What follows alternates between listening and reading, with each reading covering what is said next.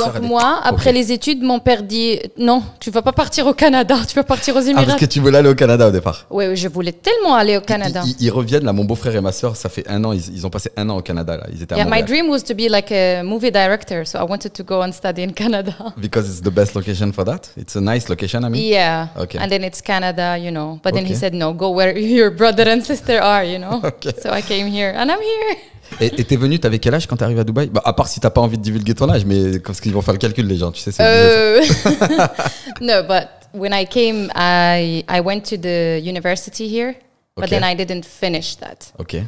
So then I had to work in the media.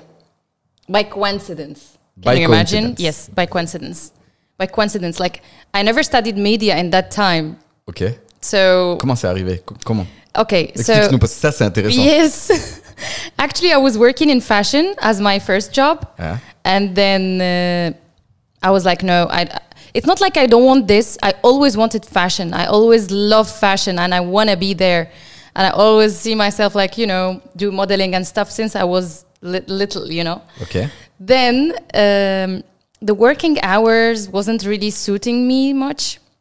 Like 8 hours per day standing and this. Where it was? Here in Dubai. Okay, when you came. Look, when we talk about work experience, it was all here in Dubai. All in Dubai. I never... You started in Dubai. Yes. Okay. So I was like, no, this is not what I want. So someone suggested for me MBC. Mm-hmm. And at that time, someone suggested for me to work in real estate. And we're talking about 2005 Completely in Dubai. And I'm super young. I don't know what these people talking about. All what we know is like MBC, you know, Middle East Broadcasting Channel, which is like you know, I didn't know the name exactly name about MBC. I was stand about for Middle East Broadcasting Channel. Middle East Broadcaster and Channel. Okay, nice to know. Okay, good. Yeah. So, and you know, it's the most known TV channel in the Middle East. Yeah. Obviously. It started in London and then it comes here. Yeah, it started in London and then it comes here in 2002 to Dubai. Okay. And now the headquarters is in Dubai, yes, by the way? Yes, in Media City, just here? Yeah, it's where I used to work. I saw the big building. So the thing is, I was like, MBC or real estate? Definitely MBC. Of course, yes. Yeah, you know, especially it's like the name, media. It's not even a choice. Although... working in real estate that time, I would have made too much money. Ah, really? Because in 2005, yes, that Dubai was like growing so like, fast. You know, yeah. Everybody, you know, it was really like a big fever that time. So I moved to MBC. Actually, when I went inside, that was really new for me. Like everything is new. But then, to be honest, I consider MBC as a university, as a school. You can just enter there with no experience and definitely you're going to leave with the really huge experience and you're going to be like just someone else. Currently, they are the best in the Middle East. You cannot work for example, if we are comparing with Rotana, because Rotana, they are strong also, no? Yes. No, MBC is always on the top. Okay. Yes. Rotana, it's based in Saudi, by the way. No, they have also some offices here. Okay, but not the headquarter. The headquarter is here. Ah, okay. Yes. Okay. Yes. So... I went inside and I started working. I got my training there. And then the ideas start to come like, oh, I'm in media. And I think this is what I want. So can you imagine after being in MBC, and then after that, I studied the journalism and communication. You see? It's like, no, I went to MBC. So I was working as director assistant in the news department. And the experience itself is just like working on air, you know? Whatever you press, it goes on air. If you press any button, it goes on air. It's like, because people don't get it when they see the news. There is like, for example, if you come on TV, they have to put your name down. Okay. So it's me who pressed that your name come down. And then it's me who press when the info comes down. By the way, who is writing the name and the info? Because sometimes you do have a TV channel in France, the name is BFM TV. And many times we can notice there is some issues. I mean, on the name, on the sentence. I know. That's actually the producer. The producer is doing it. Okay. Because inside the gallery, the news gallery, there are like more than 8 people. the auto cue, the producer, the PA who counts the timing, the person who's in charge of lighting, and then the sound engineer, and then the director, and the director assistant, who is me. Okay, so but it was for which kind of show exactly? News. Okay, news. For news. 24 hours. Okay, news 24 hours. And live. Okay.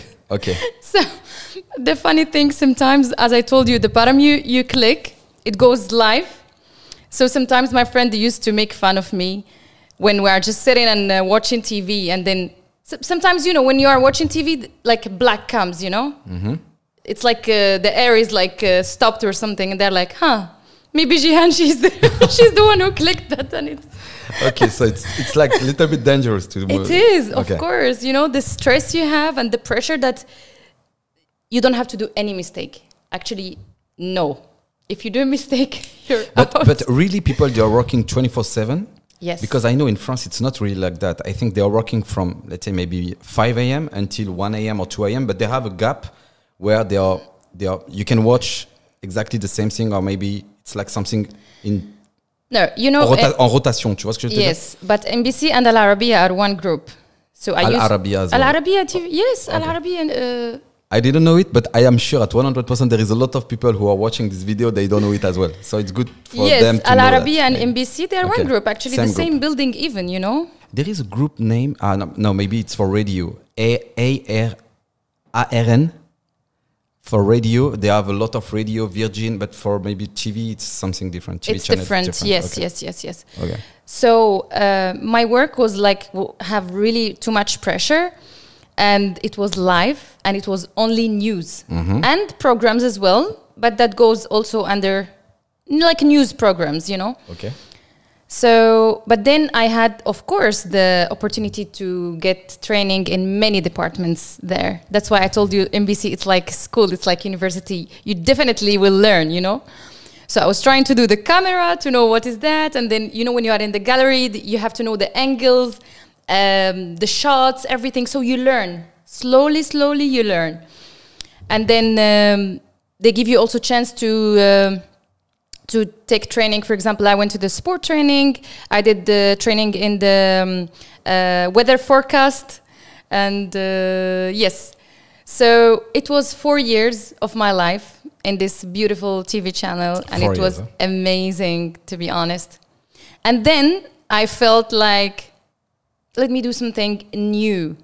Because 4 years being there, doing all these trainings, but then you're like kind of, je vais le dire en français, les bras croisés, comme on dit, mais c'était pas vraiment les bras croisés, mais c'était like I'm behind a machine, pressing that thing on air live. You're not like allowed to do any mistake. I'm like, I need something else. So there is no creativity. You have to do what they are telling you, and that's all. Yes, you feel like you have it, but then you have to show it, you know. So the Japanese TV came to Dubai. Actually, yes, c'est le télévision japonais. Ils ont venu ici à Dubaï. Ils ont le bureau régional qui couvre le Moyen-Orient et l'Afrique. Okay. So they opened ce bureau in Dubai, in Media City. So I went to work with them. And I was the bureau chief assistant with the Japanese TV. It's the main Japanese TV. The headquarters is in Tokyo. For people who don't know exactly, what does it mean, bureau chief assistant? Yeah, I was like... Voilà, donc c'est le bureau régional qui couvre le Moyen-Orient et l'Afrique. Toi, tu avais un poste spécial. Yes, so I was the bureau chief assistant because my boss or the bureau chief was a Japanese guy. Okay. Who speaks Arabic. For him and who speaks Arabic. Can you imagine that? This guy was talking Arabic? Really? Wow, I have to learn. Yes. I have to learn. He's from Japan. He speaks the Egyptian Arabic and the proper Arabic that he studied in Egypt. And that was for me like, wow. So I moved from NBC then to the Japanese TV in Dubai. And I worked as bureau chief assistant and as a reporter also. So I used to go and do news coverage also from many places in the Middle East. So that time back, I went to Qatar, I went to Saudi Arabia, I went to Yemen. Yemen as that well? time. Long time ago. A very long time ago. I mean, but that was a really new experience to the point that you are like doing some news coverage, and then your boss or the bureau chief is like, eat. Maybe this is the last time you're eating. Oh, it was dangerous. Yes, because when you do news coverage, sometimes you never know what can happen. Yeah, like correct. Correct. What was the most dangerous? And then you have to ask me what I was feeling that moment, because I'm like, what I am doing here? I don't want to be journalist, Yeah, it's dangerous. It's something different. I want to go back to fashion. It's like you have the passion for that, you want it, but then when you are there, you're like, no, And that was really an exciting experience, to be honest, because going from just being behind a machine to being like inside, like where everything is going on. Like you have the camera, the tripod, you carry it in your bag, and then you walk distance. Okay, but the experience is completely different, no? I know. You're living something. It was like, can you imagine? And then working with Japanese is different. It's not like, I'm with tripod and the camera on my back, and I'm like walking distance. I'm like, I feel tired. And he's like, and then what? What we're gonna do? We have to go. Okay. So it was really tough. It was hard. We used to go and do some shooting in some places which is really far away, like Liwa, and so in the desert, in the middle of the desert. And it was super hot, like in July. And you don't have to say anything. And maybe even it's Ramadan, you're fasting. You have to be like with a smiley face doing that with all the pleasure, So all these things was like really, like trying something new and taking the experience more and more and more. So now we finished MBC for years, 1.5 years with Japanese TV, getting too much experience. And here, what I decided, no, I need to study journalism, And then I was checking how I can do it, because I don't want to like, for example, apply to the university here, go. So I said, okay, the best way to do it by correspondence with the High Institute of Journalism and Communication in Casablanca for 3 years. Okay. And I got my certificate for communication and journalism. Thank you. And then after that, I said, let me take it easy. Let me take it easy, because to be honest, working with Japanese was amazing. I got too much experience. They are so professional in what they do. But then I was like, in life, the most we grow, the most we think, is it the right thing I'm doing? Or shall I like follow my, my hobbies or my career? Sometimes you get confused. And then you really want to follow your heart, but then no, your like might tell you should be, this, everybody I think have this. Mais toi, tu as arrêté de travailler avec la chaîne japonaise parce que tu voulais une nouvelle expérience, ou parce que tu pensais que tu n'avais pas de perspective d'évolution dans leur société? No, to be honest, it was too tough for me. It was too tough. Sometimes when you get sick, I think everybody gets sick. Ouais. You can take sick leave. With Japanese, shoot them, don't take sick leave. Really? They don't accept it. They don't even get it like, you're sick? So what? So what? Yeah, you have to come to work. Many rules, many things. And it was really, really, really tough for me as a woman. I mean, working in an Arab society, There was a lot of women who was working there? No. It was me, the bureau chief, the cameraman, and the secretary. That's all. It's a small office, but we used to do great work, because we do reports from all Middle East. Yes. Yeah. But as I told you again, it was amazing experience. For example, I was in the metro in the 2009 when Sheikh Mohammed did the opening for the metro in Dubai. We were there.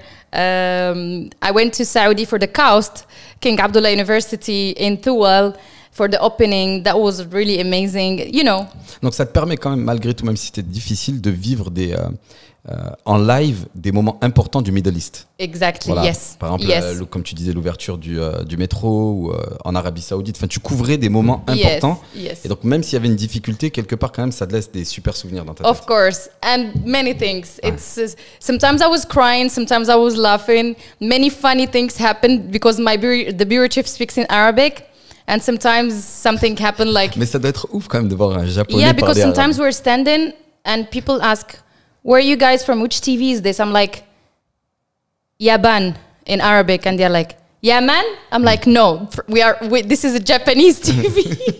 Yaban. And then and then sometimes they speak to me in Arabic, and then he does understand everything, and I'm like so embarrassed, like yeah, okay, you know, Ouais, parce qu'il pensait qu'il allait pas comprendre ce qu'ils étaient en train de forcément God, obviously, by the way.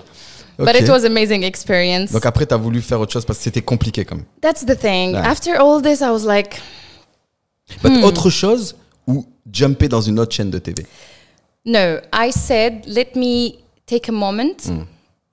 After being in NBC for 4 years and Japanese TV for 1 year and a half, I'm like, Tu veux te retrouver. Jihan, relax. Ouais. Take your time, think of what you want to do. Okay, then here I started to do my hobbies. Because many people tell me, Jihan, you've been in TV, you've been here and there, so you do many things. I think because I grew up doing theater since the age of 6. So I was always in theater, doing many things, like having courses, going for training and all this. So I think that's where it comes from, you know? Because when you are in theater, and we call it in Arabic, Abul Funun, is like the father of all the arts, Okay. you know? That's how where all these things come from, I think. And also because my mom used to have all this, the store for like the bride and all this clothes for the bride. And I used to see all these things and help her sometimes. So I was like, maybe I need to be in fashion and forget completely about journalism, you know? Parce que t'as grandi So I'm avec like, ça. Donc. yes, I'm like, okay, now, but knowing that en parallel with NBC, I was doing sometimes some photo shoots, some things, coming in magazines. You know, it was always there. Ah ouais, tu faisais des trucs on side. It was always there, this thing. That's why it's not like suddenly, you know, it was always there. Ah, mais t'as grandi avec dans tous les cas. Yeah. So C'était when dans I ta tête. stopped the Japanese TV, I said, okay, let me now see what I'm gonna do. It's either go with fashion and all these things or continue here, or maybe take a break. So this is what I did actually. I took a break and I started doing all the modeling things. Imagine completely going from a serious person, news coverage, tripod on on your shoulder, you know, to like being a bit like, you know, feeling your, I don't know, femininity maybe or something. So I started doing modeling a lot. I became the main face of one modahouse.com. It's like a fashion store online. And then I did many photo shoots. I did many shooting with the advertising. And, you know, it's like I was trying to find myself if I'm going to really be here good or or I'm going to like miss being what I have doing the past years. Une question. Juste fais attention avec ton bras parce que ça peut résonner dans le micro. Ouais, c'est tout. Juste une I talk too much with ouais, my non, mais it's fine, no worries. Une question. Comment tu fais quand tu travailles pour la fameuse chaîne japonaise, que tu décides, bon, ça devient difficile, donc tu as envie de prendre un petit peu de recul et d'avoir un peu de temps pour toi, pour te retrouver, pour savoir exactement est-ce que tu es dans la bonne voie ou tu as envie de faire autre chose. Comment tu fais pour switcher de journalisme à trouver, bon après switcher, j'arrive à le comprendre, mais à trouver les marques avec qui tu vas travailler pour faire des photos, des photo-footing et tout ça. C'était facile pour toi de trouver ces marques par la suite ou t'as dit c'était compliqué? Well, nothing is facile. Nothing is easy. Je pose la question Nothing pour que at tu all. répondes justement, c'est pour ça. Really, yeah. Ouais. No.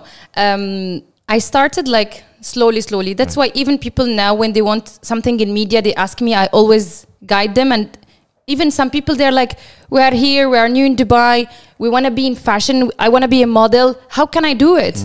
I'm like, it's easy, just do what I did. I open Google, I type modeling agencies in Dubai, a list, long list, and you register with them. You register with 10, 20, you register the way they want it, like your name, your height, your whatever. You fill the form. Exactly. And then you post a couple of pictures, or otherwise they do for you the portfolio. And then they start calling you for fashion shows. They start calling you for shooting, for advertising. Because people, they have to know in Dubai there is event almost every single day. That's the thing. It's not like France or small cities. Even big cities in France, they don't have events every day. That's also one very important thing. That Dubai, they call it the city of dreams, but then it's true. Because whoever wants to do something have the way to do it. For example, if you want to come here to start to study media, you can go for courses, you can do many things, and it's there. If you want to be like in fashion, the same thing. You can just start like connecting with these agencies, and then you're there. So I think whoever want to be something can really do it here. It's just the matter of how to start that. It's easy. I think Google, Mr. Google, who I want to thank so much, can really your best friend. Yes, can really reply to any question you have. So that's the thing. Donc t'as commencé comme ça. T'as commencé avec Google pour trouver les agences, etc. C'était ton départ. Easy, like modeling agencies in Dubai. That's it. Here you are. And then you receive calls. You apply, and then you start receiving emails or calls, whatever. Yes. Yeah, okay. Yes.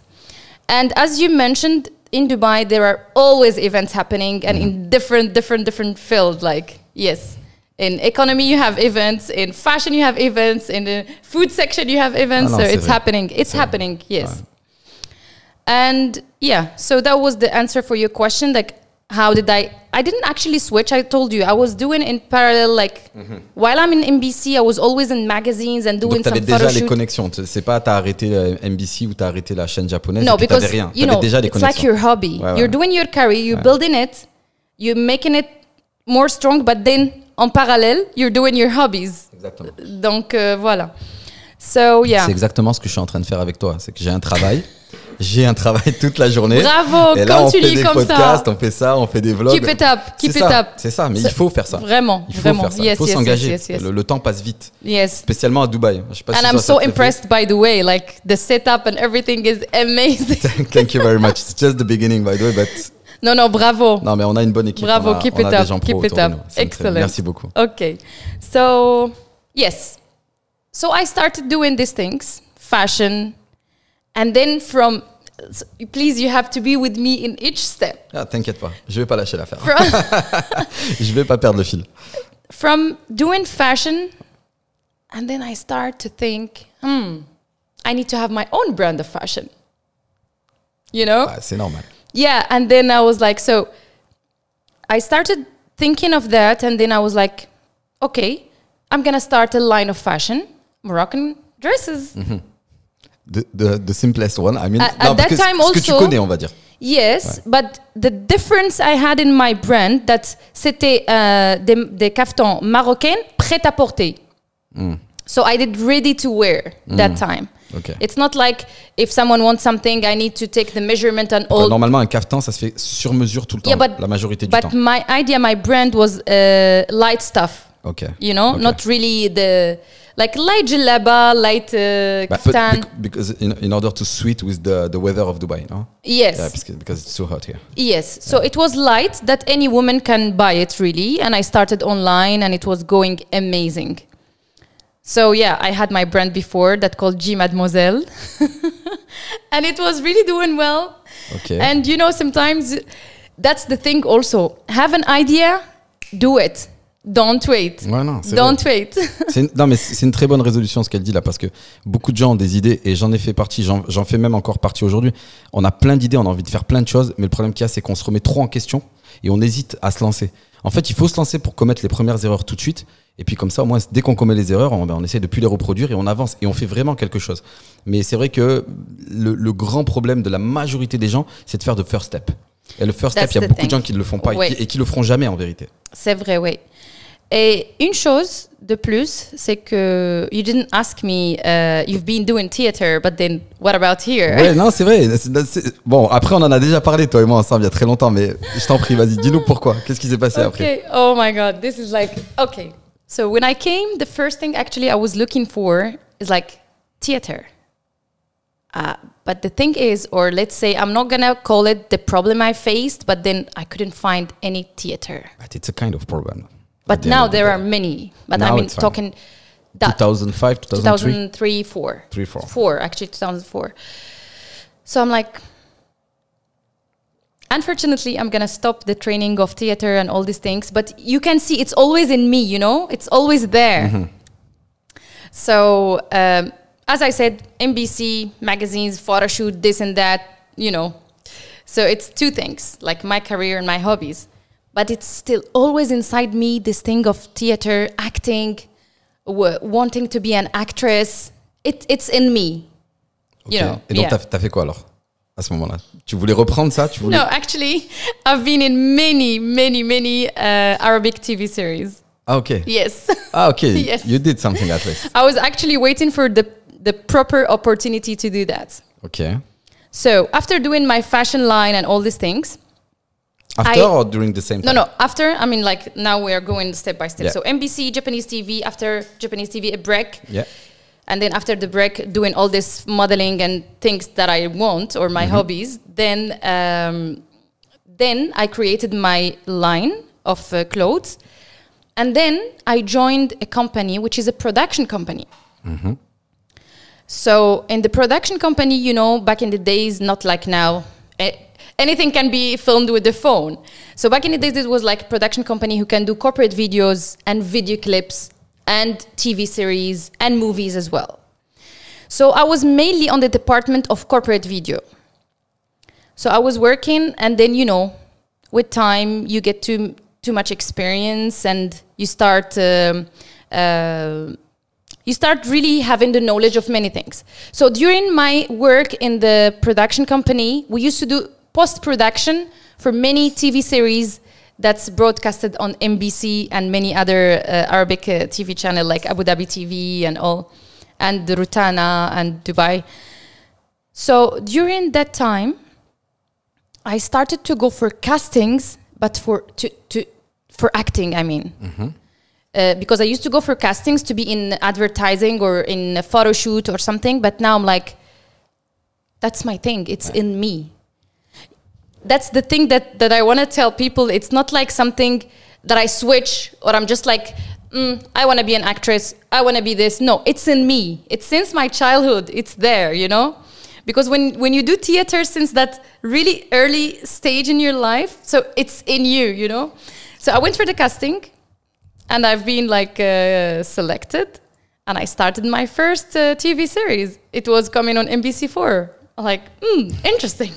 C'était en quelle année ça? 2013. 2013. Yeah. Okay. 2012, 2013, because since that time, I started doing many TV series. Okay. Yeah, so I was like... Parce que tu as commencé la première, tu as vu que ça a fonctionné, donc ça t'a mis en confiance et tu as continué. Voilà. I'm like, yeah. Ouais, ça marche. And then, ça marche, and then ça fait quoi de se voir à la télé pour la première fois dans une série?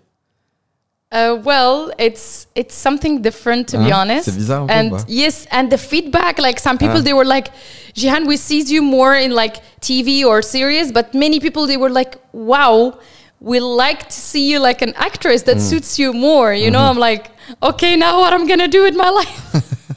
Khalas, the choice is done. Huh? Yeah. You have to go there. Yeah. So I started doing many TV series, and then the last one was like in Ramadan 2014.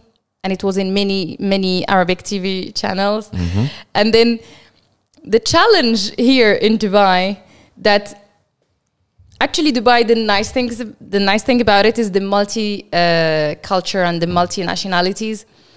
So when I speak in Arabic, it has to be what we call it in Arabic, the white Arabic or the smooth Arabic. It's not like Syrian or Lebanese or Iraqi or Jordanian or Moroccan or Algerian or Tunisian. It just, it has to be an Arabic that everyone can understand. Comment ça marche? C'est lequel cet arabe là? Yeah, I know. But pour moi qui parle pas arabe, c'est compliqué à comprendre ça, tu vois. Je sais que l'algérien il est différent de l'arabe local, je sais que l'arabe émirati il est différent du saoudien, mais c'est lequel l'arabe commun à tout le monde, celui que tout le monde doit comprendre? It's what we call in Arabic lahja al-bayda. It's like the white accent in Arabic. Okay. That everyone can Et ça, understand. c'est l'arabe qui est parlé dans les séries, etc. No, No. that's the challenge. Actually, sometimes my role in the TV series is like Kuwaiti. So you have to talk in Kuwaiti. Il te donne un accent ou une. So then I'm like, I have to. D'accord. I have to make it. Okay, I have to talk Kuwaiti. And then in some other TV series like Saudi, then I have to do the Saudi accent, and then in another one Lebanese accent. But in some of them, it's like the white accent I'm talking Mais là, about. à l'heure actuelle, tu parles toutes ces langues-là, tu les parles sans aucun problème. Yes, actually, I learned to be honest It was difficult or not? No, it's not difficult. Really. No. Quand tu parles déjà at l'arabe, least for me, no. The thing is, it's just a challenge because when I came here, women from the Middle East, or let's say from UAE, they came to me and they spoke to me in the Khaliji accent, which is the Emirati accent, and I'm like, you cannot understand anything. and then, for example, she says a word, and then I understand something else, and then she starts laughing at me, in a cute way, nothing, but I'm like, okay, I need to learn it. So I start to listen to TV series, videos, people when they're like next to me talking in the phone or something, I'm like, catching all the words, the accent, how they do it, and I try, It's a long process, or it's not so much difficult? No, actually, no. For people who talk already Arabic, Yeah. I think it's easy. It's much more easy for them. Yeah, definitely. And to the point, because I'm, what we call it, I have literature. Literature? Huh? Yes, Arabic. So I like poetry too much. So I started to write poetry in Emirati accent. Okay. Yeah. Which is difficult? Yes, in a way. Okay. Because here the poetry in UAE, the poetry, or in GCC, the poetry is something really important. And the way also you write it and the word you use and all these things, it's very, very important. So yeah, I start to write in Emirati accent, and that's like many people, they're like, really? That was like really kind of shocking because we don't even talk in Emirati. You write poetry in Emirati? It was like, One time I had an interview in one radio in Morocco, and then the presenter off air, she was like, do you do this really? I said, yes. And then on air, when we went back after the break, she said, Jihan, can you tell me something now in Emirati? Because you said you do poetry in Emirati. I'm like, oh, okay. Well, it was... Yeah, and then I told her on air, so... Okay. But then, as I told you, not many people really understand it. The words are a little bit heavy. But then, I had to work on that. Donc, quand tu tournes dans le cinéma arabe, en gros, ce qu'il faut comprendre, c'est que ça va dépendre du rôle qu'on va te donner. Et il se peut que tu vas devoir parler un arabe koweïtien ou un arabe syrien ou un arabe jordanien. Definitely, yes. Donc, si tu ne maîtrises pas la plupart de ces arabes-là, c'est compliqué pour une actrice arabe du Maroc, d'Algérie, par exemple, ou de Tunisie, de tourner ici. Because sometimes many people here, they go and they apply or they want to be actor or actress. But the only issue they face, or the problem they face, is the accent. The accent. Yeah. I know I face this issue, but you know that you are aware about my previous blah blah blah for a Saudi accent. She wasn't able to do it, so she didn't get the role. So yeah, that's the thing. Point, yeah, that's very like important. And then, so where were we? I mean, in the production company, yes. So in the production company, I used to work, as I told you, on the corporate videos. I started doing all these TV series. And then here, when I had to like think or decide what I should do. Again, because now I'm doing all the acting things, and I've been in journalism, and so then I had to decide what I need to follow, which one of these two. Okay. At that moment, I was really like growing with my brand and everything. And we're talking all these journeys in Dubai. And then by this time, you see the universe, or subhanAllah, things happen in this life, you never even think about it. One news channel was about to open in Bahrain. And then I got an offer to work there. So I was like, oh, shall I just like leave and start there, like new thing, new place. Although we cannot compare Bahrain with UAE or like Definitely. Bahrain with Dubai, you know. Yeah. Bahrain is more like quiet, you know, you can just like go there and relax and not many things to do, much things to do. Not like Dubai, you know, Dubai is like the city of life and the city of All Middle of East, lights and when they everything. want to enjoy their life, they have vacation, they're coming to Dubai. All Middle East. Yes, They are all yes, coming to yes. Dubai. Yeah, because Dubai is unique in the world, to be honest. You know, I've been here for the last, let's say 16, 17 years. I kind of grew up here. To be honest, Dubai is unique in every and single thing. Yeah. Bah, moi, je pense aussi que c'est unique. C'est unique pour deux raisons. C'est unique parce que ça a grandi à une vitesse comme je pense jamais aucune ville dans le monde n'a grandi aussi rapidement que Dubaï. Dubaï a eu l'intelligence de ramener les plus gros cerveaux du monde pour l'aider à construire cette ville. Et aussi, c'est unique quand tu es musulman. Parce que tu peux vivre ta religion et sans pression. Exactement. Et moi qui ai grandi en France, pour moi, c'était quelque chose quand même de très important. Parce qu'au moins, je pouvais être... J'étais pas jugé sur mon prénom, mon nom ou ma couleur de peau en arrivant ici. Et même bien au contraire, en étant musulman, je vais dire maghrébin, eh ben c'est un plus quelque part parce que voilà, t'es considéré. Definitely, Alors yes. qu'en France, c'était à l'opposé de ça. Mais c'est pour ça que Dubaï, pour plusieurs raisons, et surtout quand t'es musulman, c'est une ville extraordinaire. And by the way, for example, you grew up in France. I have also friends who grew up in the US or anywhere else. Et ils te disent la même chose? Yes, Ouais. this is what they're really considered. They said, "Wow, it's nice. C'est une ville vivante, and we can live here in peace as Muslim, you know, because it's an Arab and Muslim country." C'est pas un point négligeable quand t'es un musulman et que t'as grandi en Occident, on va dire. C'est quelque chose d'incroyable. Enfin, moi, je pense que les personnes qui ont pas vécu en Occident en étant musulmans, peut-être ne comprendront pas ce qu'on est en train de dire là, mais je vous assure que c'est quelque chose de... Ça change la vie. Franchement, moi, je me réveille le matin, je croise des gens, je parle avec des gens et je me dis plus qu'est-ce qu'il est en train de penser de moi. Juste, on parle. Si on doit parler à faire, on parle à faire et on en reste là, quoi. Et c'est ça qui est bien. Yes. Puis Dubaï aussi, c'est une ville en termes de sécurité aussi, parce qu'on peut parler aussi de la sécurité à Dubaï. Quand on est une femme, that's the thing. Because, c'est incroyable. as you said, living here, to be honest, that was the main thing that's lit in me here. I mean, I never wanted to leave, to be honest. Even I got an offer to work in France 24 Ouais. in C'est une très belle 2011. chaîne de I télé, know, hein. in Paris. Ouais. But then that was the thing. I'm going to leave Dubai. I'm going to go to Europe, Paris. I don't know. It's a beautiful city, I know, but then, you know. C'est it's difficile like, de quitter Dubaï, en fait. Yeah, Ouais. that's the thing. You know, Très many difficile. things. And I'm like, no, I'm not going to find all these things. I'm not going to be spoiled. Because in Dubai, you get spoiled in a way. The services, the infrastructure, everything is there for you, you know. Everything, it serves you in a Correct. way. So we get used to this. You cannot really leave it and go, you know. Non, tu seras déçu quoi qu'il arrive. Moi, je vais en vacances chaque année en France pour voir mes parents.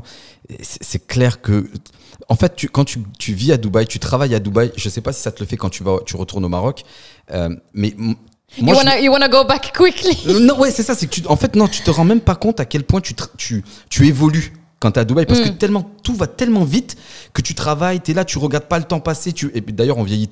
Tout le monde dit la même chose. Quand tu vis à Dubaï, tu vieillis trop vite. Les Yes. journées passent vite, tu vois pas les années passer. Yes. On a tous le même discours. Alors je sais pas si c'est parce qu'on travaille trop, si c'est parce que le soleil se Non, couche trop parce que tôt. le rythme ici, c'est Il est trop intensif. vite. Yeah, Il est it's very- intensif. the rhythm here is like so fast. Et moi, And I'm gonna come back to this point after when I tell you what happened to me. But this is the thing. It goes so fast here because everybody is busy.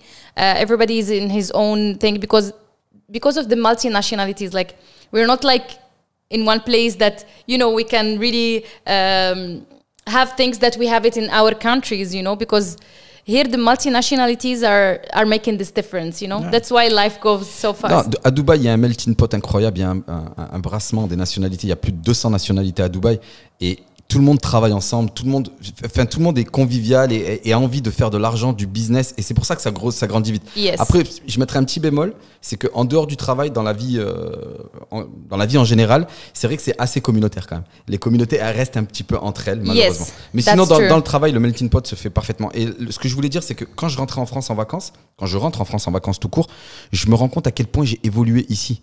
Quand je suis ici, je me rends pas compte. Mais c'est quand je rentre en vacances et que je vois mes amis d'enfance, je vois les infrastructures qui n'ont pas bougé. Il y a rien, parce que Dubaï, tous les 6 mois, il y a un nouveau quartier qui pousse. Hein. Il y a des nouveaux buildings, il y a toujours un nouveau truc à faire. Tu reviens en France après peut-être 5-6 ans et tu te dis, c'est toujours pareil en fait. Donc là, tu es content de vivre à Dubaï, tu es content de grandir à Dubaï, tu es content de grandir avec Dubaï. Yes, voilà. yes, it's true. And while you talking, I was thinking of this multinationality. That's the thing also where it comes from, the accent that I was telling you. Because for me, to work in NBC back in the days, it's a huge TV channel. It's not like when you enter there, you just imagine one nationality, you will find it. All kind of nationalities, they work in NBC. Combien il y a d'employés à NBC à peu près, si tu sais, ou pas? More than 2,000. Okay. Or maybe more. Okay. Or maybe more. Yeah, definitely. Yeah. C'est une grosse compagnie. Yes. Ah, ouais. Yes. De toute façon, c'est la meilleure chaîne de télé du Golfe, un peu du monde arabe. Yes. Même, on va dire tout court. Yeah.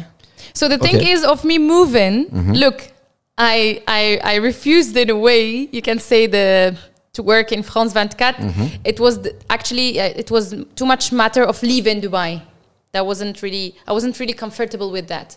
But then when I got the offer in Bahrain, I'm like, okay, it's 1 hour by airplane, so it's fine. I'm gonna move there, have my new life and my new work, my new job there. But then I'm gonna be here all the weekends and stuff. And this is what happened. And then when I moved, so something happened, and then the TV I went to work with in Bahrain shut down. Oh. Yeah. You didn't expect that at all, for sure. No. Yeah, that was like really after something. After a few months or weeks or? My colleague was there before me, but then when I moved after 6 months, we had to go on air, and then something happened and the TV shut down. So at that moment, I was thinking, yeah, maybe this universe is telling me to just move from Middle East or something. So at that moment, I waited a bit to see what's gonna happen for the TV channel. Is it gonna reopen again, or what will happen? Yeah. So I waited like a year, and then after that, I decided to go to the US. But you was waiting in Bahrain, or you came back to Dubai? Actually, I was waiting between Bahrain and Morocco and Dubai. Okay. You know, it's like waiting mode. Okay. Yeah, I was really waiting and hoping that this will happen, because it was a dream that will come true. And I joined this TV channel to be a presenter with them, a TV presenter. And it was also an amazing experience, because you just bring with you all the experience that you had in a very professional atmosphere, like NBC and Al Arabiya and the NHK, which is the Japanese TV, and the production company, to this TV channel. You know, you bring all this with you, and yeah. So then, US. Malheureusement, unfortunately, didn't work. Non, c'est pas. Moi, je pense que c'est pas grave, parce que c'est une expérience. Après, bon, c'est sûr que quand ça nous arrive, les choses mauvaises nous arrivent, on a du mal à comprendre, on veut pas les accepter. Mais regarde, qu'est-ce que t'as fait après? T'es parti? Yeah, I went to the US, to be honest, to see how I'm gonna be with a new place, with the new people, you know, because in life it's all about discovering. It's all about leaving your comfortable zone. Where in US? In Florida. I went to West Palm Beach and Orlando and Miami, just to see how is it. Okay. And how was it? By the way? It was amazing, to be honest. I loved US. People are friendly. I like it. But then again, back to the point. You like it, but then you feel something is missing. I don't know, because I grew up here in Dubai, and I feel I really so connected with this place, or because you think I'm not gonna have everything on the phone, I'm not gonna have all this luxury service, I'm not gonna have this, I'm not gonna have this. What's really happening here? You know what I mean? So I went there, and I was really thinking, like, seriously to move there. But then I think the universe brought me back to Dubai. Again? Yeah, again. So that's the thing. I think the universe brought me back here, so I'm here now. Tu es revenu quand, quelle année sur Dubaï? It has been now 1 year and few months that I am really like back here in Dubai. Okay. And again, back to one point that we mentioned, the rhythm here is so fast. So when I came back after 3 years, and I was like, where am I? I mean, you know, it's so fast to the point that you cannot catch. When you leave 1 year from here, it's like you left 5 or 10 years maybe, because it's so fast, you don't understand how it is. It's like... Donc, tu as quitté 3 ans, tu es parti pendant 3 ans. Yes, because it was like between Bahreïn, Maroc, après US. Exactly. 3 ans, c'est long à Dubaï. Il se passe plein de choses. Yes, I was coming time to time, but then I'm not like stable here and here. So the rhythm was so fast. So when I am back, I was like, okay, wait, people, wait. Tellement it was really like des nouveaux quartiers, des nouveaux tout. Plein de choses avaient changé certainement. It's all about the rhythm, you know. Things go so fast, and you need to catch. Yeah. If you don't, then you will be just there. And to be honest, when I came back,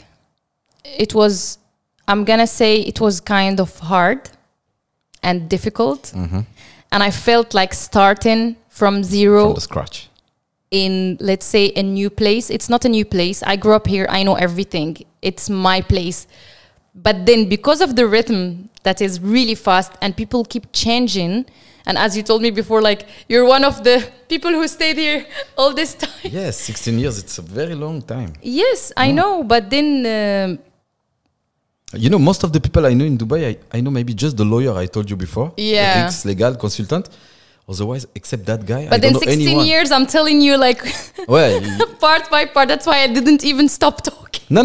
We are here for that, by the way. Exactly. To know you much better. So for 16 years, I have been through all these things. You see, it was a long journey. It was really interesting. It has too many things happened before. But then after all this, I had to come back and really start from zero. And that wasn't really cool in a way. Le feeling, il est compliqué. You know, it wasn't really cool, but then, yeah. But you have to do it. Yes. So yes, that's the thing. You have to move forward. Yeah. Yes, definitely. So I think now you got to know my 17 or 16 years here, how it did go. And it was like this. So not only, so what are you doing now in Dubai? Okay, now I recreated my brand, by the way. G Mademoiselle. So now now it's called G's Beachwear. What is it exactly? It's actually, I came up with a new idea. Living in Dubai, that means almost 9 months of summer. So it means you need too much clothes for the beach. Summer clothes. Exactly. And the idea, it was just, I personally want to buy some stuff for the beach, like the cover-ups or bags or hats or sandals. And I find difficulty to find something really elegant, classy, chic, that really suit my personality. Yes, let's say that. So I created a brand, which is G's Beachwear. It's actually mainly the cover-ups, les cache-maillots, qu'on met sur les maillots. And then... soon I'm gonna be doing hats and bags and all the accessories. Dis-nous, est-ce que c'est difficile de créer sa marque à Dubaï? Pour toi, ça a été difficile ou pas? Tu avais déjà des connexions ou tu as dû vraiment démarrer from the scratch? No. From your best friend, Google. From the scratch, yes, again. Yeah. Even I did like the rebranding, but then it's kind of from scratch. Yeah. In Dubai, to be honest, I don't think that anything is difficult, you know. If you have the passion for what you want and you know what you want, you can really start it here. So even for doing your own brand, you can really do it in Dubai by just following the steps, because you need to create your license, and then you need to go to the economic department and choose the logo, trademark, all these things. So there are some steps that you have to follow, and you're there. Yeah. So for me... Mais tout a un coût. Il faut savoir que tout coûte quelque chose. À Dubaï, il y a très rarement des choses qui sont gratuites. Of course. This is the thing here. Okay, you pay for the service. Yeah. Service is there, but there is a cost for that. Yes, there is a cost for everything, but then what you get in return, the service. Yeah. So that's, for me, is equal. You get a good service, you pay for it. Fine. Donc tu commences, là tu as ta marque pour, comment tu appelles ça? G's Beachwear. Ok, G's Beachwear. Yeah, okay. so it's mainly beachwear Okay. for women. Donc là tu vas la vendre tu vas faire du e-commerce pour démarrer ou tu voulais mettre ça dans des magasins? Comment Actually, I started. That's also that everyone can do the same. You start to put it in some stores, and the stores. Yeah, the stores, they take percentage out of your sale. This is in case you don't want to open a store. You don't have really that amount to rent a store in a mall or anywhere. Then you can put it in someone's store, and then they will take percentage out of your sale, which is cool. Or you can put it online. You can create your online store and put it there. And that's my next step, Inch'Allah. Ok, Inch'Allah. Non, je pense que c'est le meilleur moyen de fonctionner aussi. Parce que moi, dans mon travail, par exemple, j'ai 2 filles. Il y en a une, c'est de la famille royale de Dubaï, qui a un magasin qui s'appelle Biou, qui est localisé à Dar Wassel. Ce qu'elle fait, c'est ça. C'est-à-dire qu'elle a fait le magasin, elle a fait le fit-out, elle a tout mis à l'intérieur. Il y a un petit coffee shop aussi très, très sympa à l'intérieur. Et les fashion designers, ils viennent et puis ils exposent leurs vêtements là-bas. Et puis elle prend aussi un pourcentage sur les ventes. Et ça te permet d'être dans un mall conséquent et d'être dans une boutique très jolie. Il y a une autre fille aussi qui s'appelle Aïcha, qui a fait ça aussi sur un autre projet qui s'appelle Wassel 51. D'ailleurs, on en avait parlé déjà ensemble. Et c'est des concepts en ce moment qui fonctionnent bien. Parce que ça te permet aussi de renouveler la gamme plus rapidement, je pense, et d'apporter quelque chose d'unique, parce que c'est pas des vêtements, toi les tiens, on les trouvera pas ailleurs que dans ces magasins-là. Donc si tu vas attirer une clientèle spécifique, moi je pense en termes de business owner, c'est intéressant de faire ce genre de choses, parce que voilà, tu renouvelles ta gamme, tu attires des clients qui ont cette fibre et qui recherchent quelque chose de particulier. Yes. Et donc en général, je pense que tu vas avoir des clients un peu plus high-end dans ton magasin. Yes, and also considering as Dubai is like a fashion hub. Ouais, aussi. Hein. So yes, you can find many things of this. Il y a des événements justement. C'est quoi les événements à ne pas rater à Dubaï autour de la mode, par exemple? Quel type d'événement il faut absolument être pour se montrer? Actually, many. If you only again go to my friend Google and you type like fashion events in Dubai, and there you go, the list is there. Fashion Forward, the Arabic Fashion Week, this and that.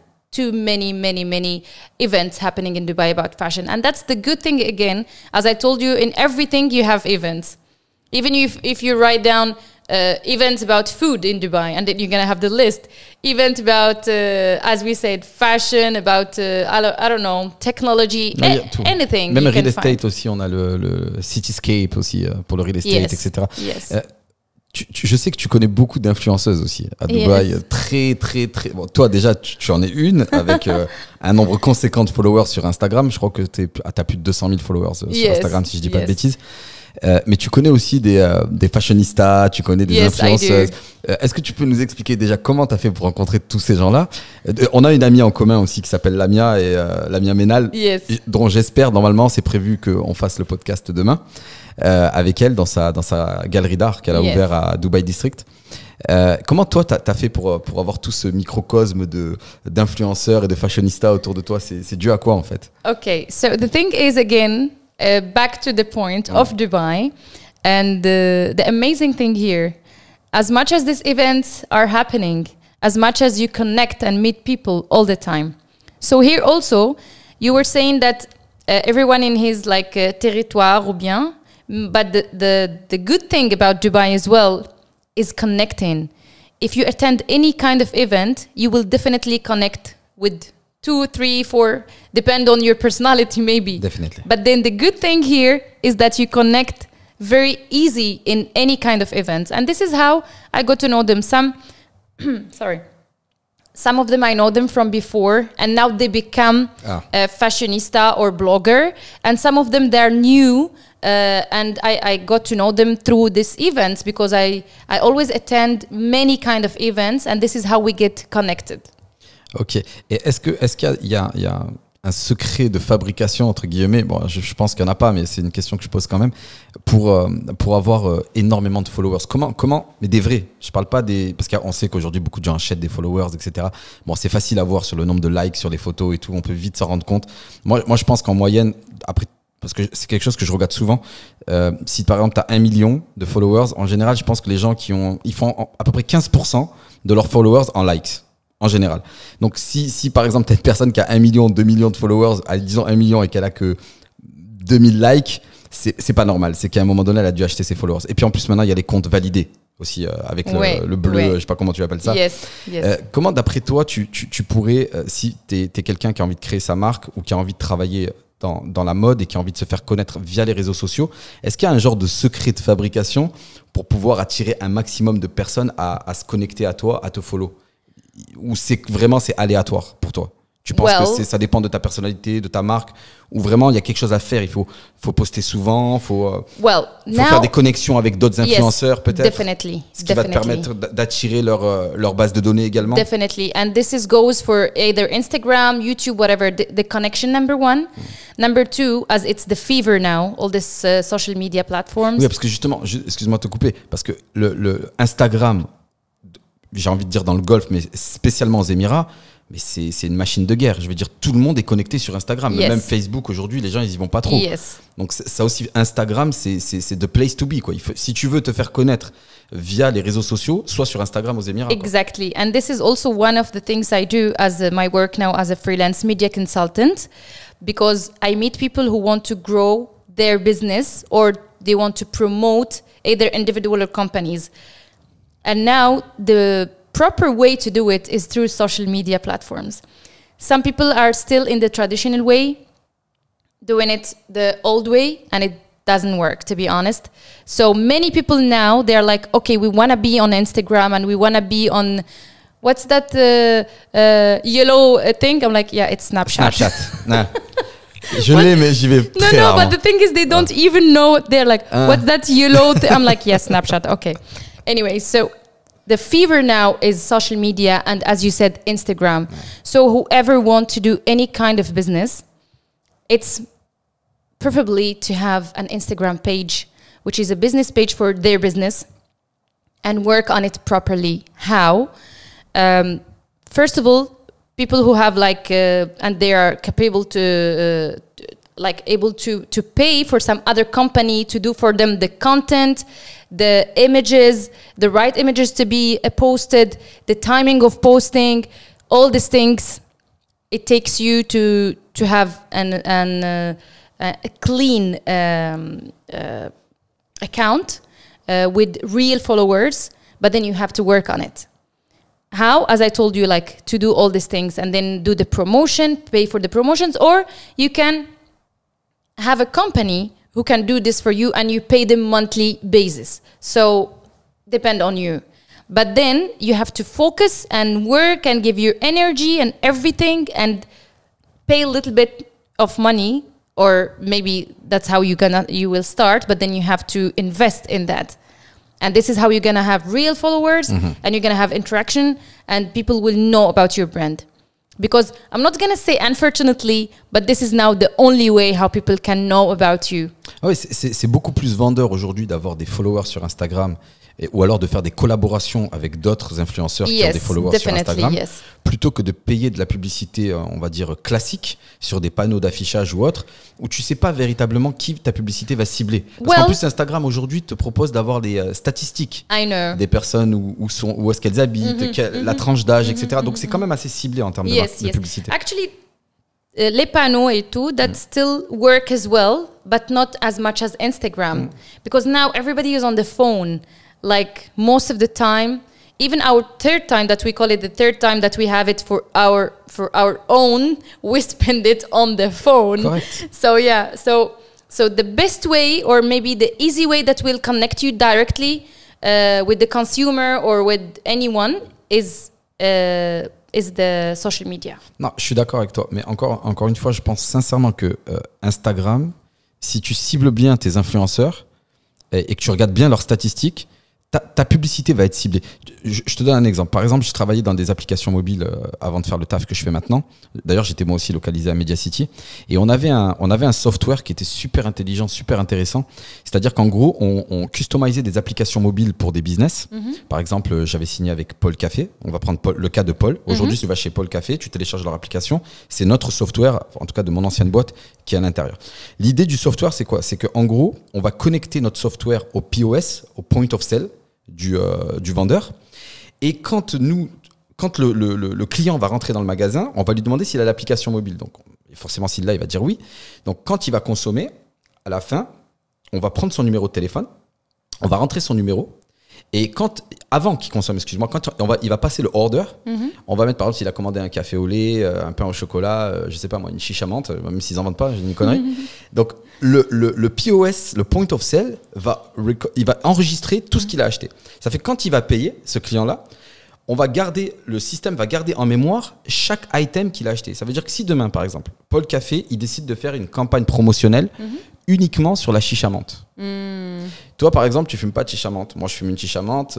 Mon beau-frère, il fume pas de chicha menthe. Et un ami, il fume la chicha menthe. Donc, quand ils vont faire la promotion, ils vont cibler, ils vont faire une push notification. Donc, déjà, la push notification, elle est gratuite en plus de ça. Donc, ça c'est aussi intéressant. Et qui va recevoir cette push notification? Parce que chaque item, il a un code. On va dire, je sais pas moi, la chicha menthe, c'est 3240. Il va taper 3240. Ensuite, il va créer la push notification. Et ceux qui vont recevoir cette push notification, c'est que ceux qui avaient l'habitude, donc qui est lié au code 3240, qui avaient l'habitude de fumer une chicha menthe. Donc automatiquement, la publicité, elle est ciblée. Et donc le retour sur investissement, d'ailleurs, il n'y a pas d'investissement là, à part c'était un rent qui devait payer tous les mois pour avoir l'application mobile. C'est très accurate, tu vois, en termes de publicité. Et là, j'ai l'impression qu'aujourd'hui, avec Instagram, on n'est peut-être pas aussi précis que ça, mais on arrive quand même de la publicité. Et c'est pour ça que les gens, ils préfèrent Instagram aujourd'hui à des publicités traditionnelles. C'est parce que c'est un peu plus précis et le retour sur investissement, on peut le calculer plus facilement. Exactly. It's quick and easy and that's why people prefer it. It's very simple, you know? C'est ça. Et si ça te fait gagner de l'argent, ben forcément, tu vas continuer, quoi. Exactly. Ouais. Yes. Donc, ouais, les social media aux Émirats Arabes Unis, c'est quelque chose en termes de business. Si tu veux créer une marque ou quoi ou qu'est-ce, tu peux pas négliger ce côté-là. Definitely. C'est très important. Il faut y être. It's very important. Yes. Il faut y être. As I told you, anyone who really want to be there have to have an account on Instagram and Snapchat and I don't know, better sometimes to create a YouTube channel. Et aujourd'hui, ça y est, le théâtre, le cinéma, les news. No, actually, no. The theater, it's in my heart, to be honest. Ça pourra jamais s'en aller. It's again the father of all the arts, Abul Funun, Masrah. But then the thing is, I always wait for the right opportunity, you know. So recently, I had shooting for a TV series as well. It's gonna be broadcasted on Feb, so I cannot say the title, I mean, for the TV series, but I'm gonna... Je pense que je le saurai soon. Yeah, but that was like, yes, I had shooting in Abu Dhabi for this TV series. Okay. And then, as I told you, I always wait for the right opportunity, the good opportunity to be in and to do my hobby. By the way, you're not waiting, you're searching. It's not like, because people, maybe they will think they just have to wait. No, definitely no. No. Tu travailles sur ton réseau. One thing which is very important, look, I kept saying that nothing is impossible, of course. In Dubai, it's kind of easy if you want to start your business, if you want to start your career, if you want to do really anything from zero, it's fine. But that doesn't mean that you're going to be staying or like sitting and waiting for things to come up from the sky. Definitely no. You have to work, you have to search, you have to ask people. That's why I really appreciate when people come and message me direct, like, and ask me, you know, like, how can we do that? I want to be a TV presenter. Where shall I go to have like courses? Then I guide them. I tell them this is the best place where to go here. Sometimes I tell them the dates. Sometimes I tell them the dates when this course is gonna start and how it's gonna like be useful for them. And some other people ask me how we can do this. I always reply and tell people as much as I can, you know. And then I guide them. Go this, go here, do this. So that's the thing, as you said, you cannot just sit and wait for things to come to you. Que ce soit à Dubaï ou ailleurs, ça marche pas. You have to work hard, and this is apply for anything in life. Après, moi, de mon point de vue, je pense que, enfin, de par mon expérience ici, bon, même si j'en ai moins que toi, mais c'est dans des domaines différents. Je pense que, certes, la compétition, elle est ultra importante. Parce que vraiment, tu as des gens du monde entier qui ont envie de vivre à Dubaï. Et toi et moi, on comprend pourquoi. Parce que même toi et moi, on n'a pas envie de partir. Donc, je peux comprendre voilà, qu'il y a des gens du monde entier qui viennent ici. Et alors, compétition importante, salaire tiré vers le bas. Parce que beaucoup de gens d'Asie, d'Inde, etc., qui ont des diplômes et de l'expérience, qui rentrent en compétition contre des Européens, bah forcément, il y a des sociétés qui vont choisir l'Indien parce qu'il coûte moins cher et puis il est aussi compétent que l'Européen. Mais en même temps, si vraiment tu as quelque chose de spécial, ce que j'ai envie de dire, c'est cultive-le. C'est-à-dire qu'en gros, le truc de spécial que tu as, c'est ça qui va intéresser l'entreprise au final. C'est pas que tu sois le même diplômé que l'Indien ou que le Philippin, mais c'est que justement, toi, tu arrives avec ta créativité, tu arrives avec ta personnalité, tu arrives avec ton expérience qui est différente et que tu apportes quelque chose de plus à la société. Et si en plus de ça, tu travailles plus dur que tes collègues, que tu te lèves plus tôt le matin, c'est bête et méchant ce que je vais dire là, mais parce que je pense qu'il y a beaucoup de gens qui l'ont déjà entendu, mais je vous jure que c'est une réalité.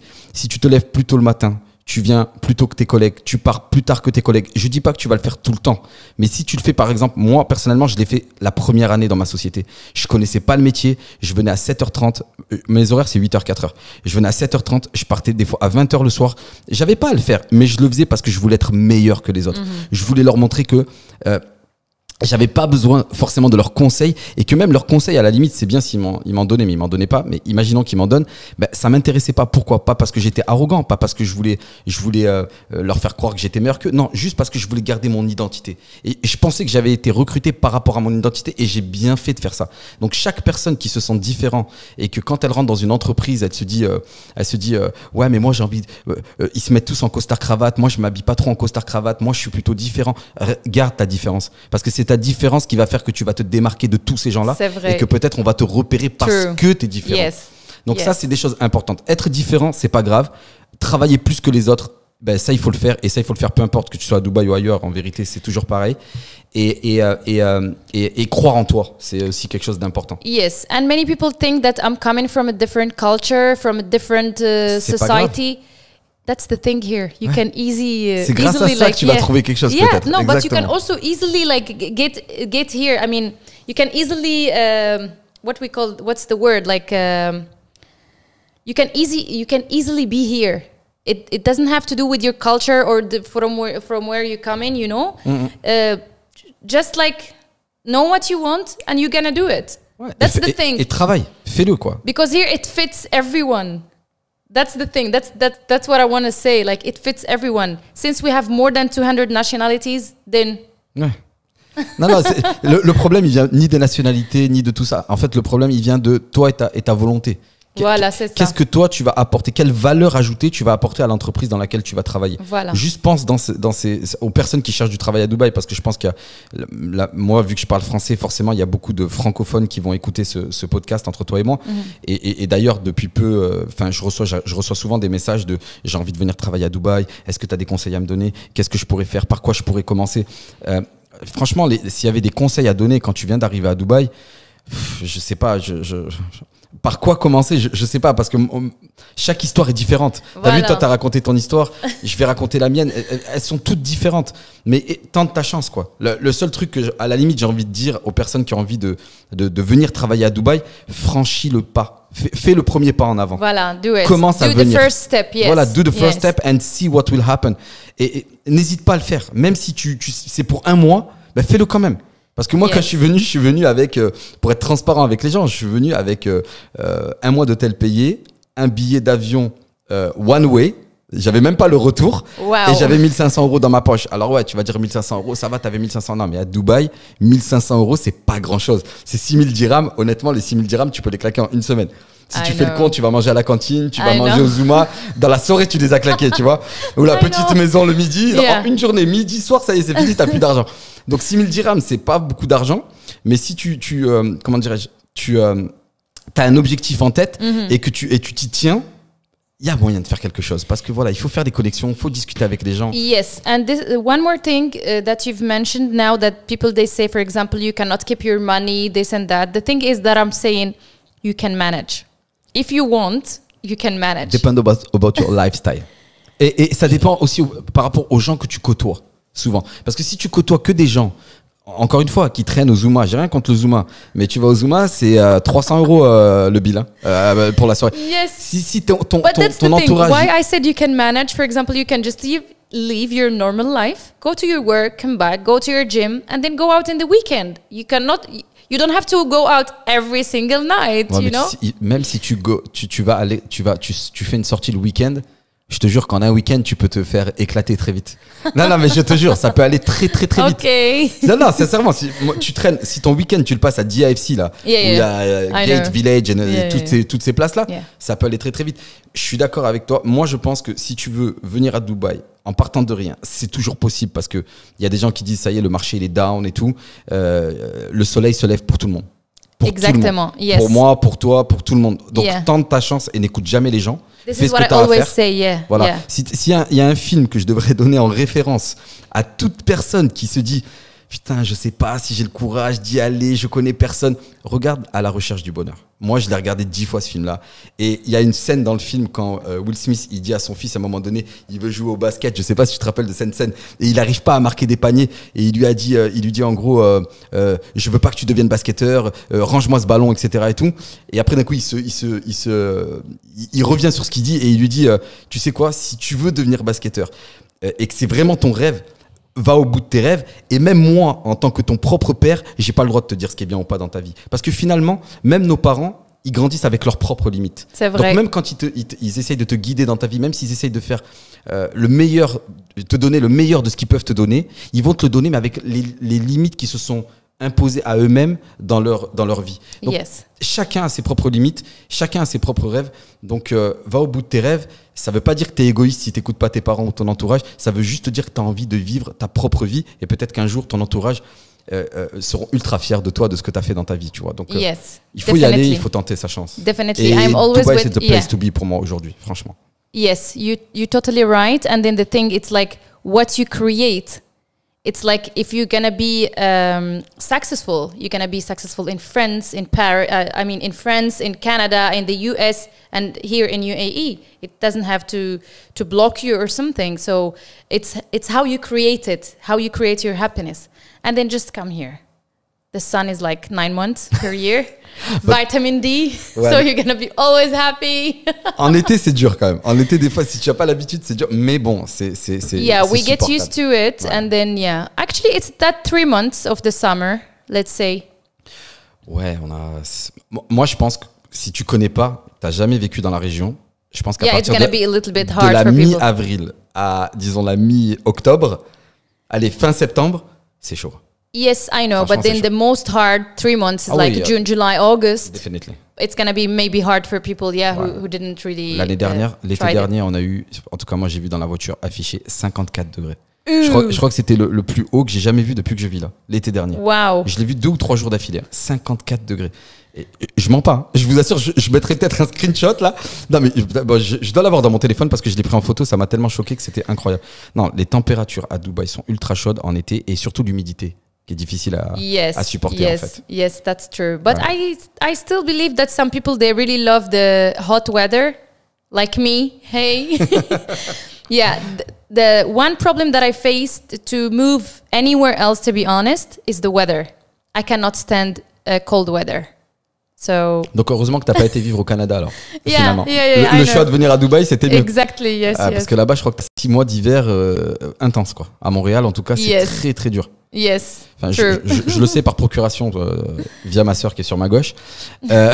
L'hiver au Canada, il est très très dur. Je voyais les photos, je voyais les snaps, les Insta Stories. Franchement, c'est bon. Après, c'est un coup à prendre. Je pense qu'il y a des gens, ils sont plutôt dans la mouvance. Ils aiment l'hiver. Moi aussi, je préfère l'été. And the only thing happening in Dubai, the only thing happening in the world in Dubai, it's like you can go to the beach in December and in Feb.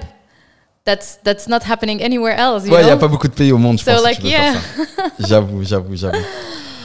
Ok, Jihan. Ok. Bon, ravi de t'avoir reçu aujourd'hui. Merci beaucoup. Non, c'était super. Franchement, j'ai vraiment kiffé le moment. Excellent. C'était magnifique. Je pense que les gens qui ne te connaissaient pas vont apprendre à te connaître. Est-ce que tu as un Instagram? Bien sûr, tu as un Instagram, mais est-ce que tu peux donner ton Instagram pour que ceux qui ne te connaissent pas encore, qui me connaissent à moi, mais qui ne te connaissaient pas, puissent venir te suivre? Yes, my Instagram is Jihan _Sennou. maybe we can write it down and put it in On the va, video. on va le faire. On va le faire. Yes, so that's where I'm active mainly. I mean, I have a Snapchat, I have Instagram, YouTube, but I am mainly active on Instagram. And soon, I'm going to be your competitor on YouTube. Non, tu seras pas ma compétition. Je pense que si ça t'intéresse, je pense qu'on va faire quelques trucs ensemble sur YouTube. Yes, why not? Je t'en avais parlé la dernière fois d'un truc qui me tenait à cœur, que j'avais envie de faire. Donc, je pense qu'il y aura 1 ou 2 vidéos sur lesquelles tu apparaîtras ou moi j'apparaîtrai sur les tiennes. Yes, definitely, yes. Je pense qu'il y a des trucs sympas à faire. Voilà, bah écoute, c'était génial. Ok, magnifique. Thank you so much for having me. And looking forward to do these things you were telling me about the YouTube. So I'm ready. Non, t'inquiète, ça va arriver très très vite. Bon les gars, continuez à me suivre sur Cayman Podcast, Farid, by Farid B. Je connais même pas le nom de ma chaîne, tellement les nouvelles. Je vais la refaire. Donc les gars, continuez à me suivre sur Cayman. Cayman Podcast by Farid B. Et bien sûr, il y a d'autres podcasts à venir. Déjà demain, on en tourne 2. 2 profils complètement différents. Et là, ça sera plus dans le même cadre. On va essayer de faire ça aussi en extérieur. Restez connectés. Et puis très prochainement aussi, je pense qu'il y aura des podcasts qui vont arriver sur Paris avec d'autres personnalités. Je pense dans 1 mois ou 2, grand maximum. Voilà, donc à très vite les amis. À bientôt, bye. All right, so don't forget to subscribe, like the video, and thank you so much. Elle a raison, elle m'a aidé là. J'aurais dû dire ça aussi. Yalla, bye. Thank you. See you guys.